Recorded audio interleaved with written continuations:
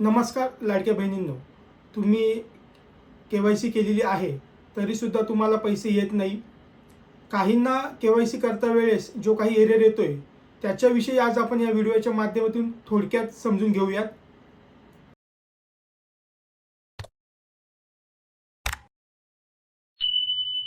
ज्या महिलांची eKYC पूर्ण झालेली आहे अशा महिलांना असा मेसेज येणार की तुमची eKYC यशस्वीरित्या पूर्ण झालेली आहे.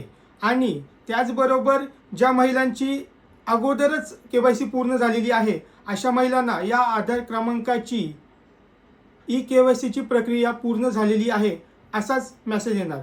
म्हणजे हे दोन मेसेज तुम्हाला येतात. म्हणजे ज्या महिलांची अगोदरच KYC झालेली आहे अशा महिलांना हा एक मेसेज येणार, आणि ज्यांची आता त्रुटीतून आपण पुन्हा एकदा KYC करतो त्यांना असं ग्रीनमध्ये पुन्हा एकदा मेसेज येणार की तुमची KYC सक्सेसफुल झालेली आहे.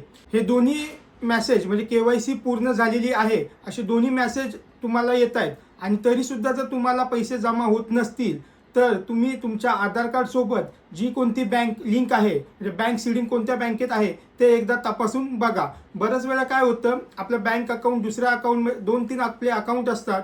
कधी कधी आपली बँक सीडिंग कुठल्या तरी वेगळ्या अकाउंटला लिंक असते आणि आपल्याला ती माहिती नसते. त्याच्यामुळे आपली गडबड गोंधळ होण्याची शक्यता असते. म्हणून माझी महिलांना विनंती आहे की आपला बँक सीडिंग कुठे आहे ते एकदा तुम्ही नक्की चेक करा. त्याचबरोबर सर्वात मोठा म्हणजे हा प्रॉब्लेम सर्व महिलांना म्हणजे कॉमन झालेला आहे की बऱ्याच महिलांना असा येते की हा आधार क्रमांक eKYCच्या दुरुस्ती यादीत नाही आहे. बरेच म्हणजे जवळजवळ 50% महिलांना हा असाच मेसेज येतोय. तर हा मेसेज काय येतोय बघा, ज्यावेळी नोव्हेंबर आणि डिसेंबरमध्ये eKYC चालू केली होती सरकारच्या माध्यमातून त्यावेळी बऱ्याचशा महिलांनी eKYC केलेली नाही आहे. तर बघा, बऱ्याच वेळी काही महिलांना PM किसानचे पैसे येतात, त्याचबरोबर काही महिलांना निराधार योजनेचे सुद्धा पैसे येतात.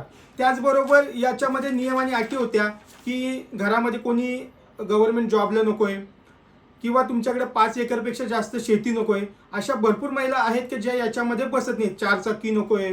सर्वात अगोदर आपण एक गोष्ट लक्षात घेतली पाहिजे की जे आपलं आधार कार्ड आहे त्या आधार कार्ड सोबत आपलं पॅन कार्ड, बँकेचं अकाउंट, मतदान कार्ड, रेशन कार्ड असे भरपूर असे डॉक्युमेंट एकमेकासोबत लिंक आहेत.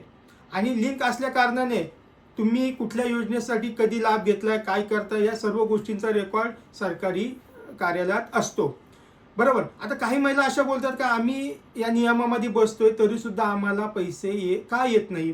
तर म्हणजेच एक गोष्ट तुम्ही लक्षात घ्या, ज्यावेळी नोव्हेंबर आणि डिसेंबरमध्ये ही लाडकी बहिणीची KYC चालू होती, eKYC ज्यावेळी चालू होती त्यावेळी बऱ्याचशा महिलांनी तांत्रिक अडचण असेल किंवा त्यांना माहिती नसेल किंवा अजून कुठल्या गोष्टीमुळे बऱ्याचशा लाडक्या बहिणींनी KYC केलेली नाही. आता ज्यांनी ही KYC केलेली नाही आहे त्याच्यामुळे आत्ता जी प्रक्रिया होत आहे या प्रक्रियेमध्ये तुमची KYC होणार नाही आहे.